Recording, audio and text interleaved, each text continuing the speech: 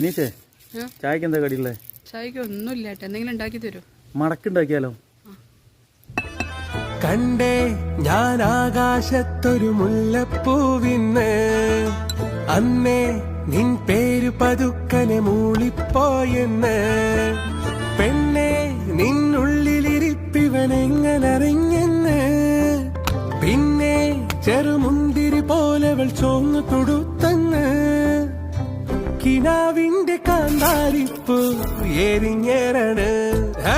കണ്ടേ ഞാൻ ആകാശത്തൊരു മുല്ലപ്പൂവിന്ന്, അന്നേ നിൻ പേര് പതുക്കനെ മൂളിപ്പോയെന്ന്.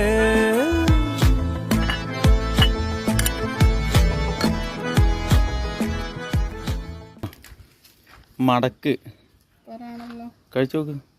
കഴിച്ചോട്ടെ. ആ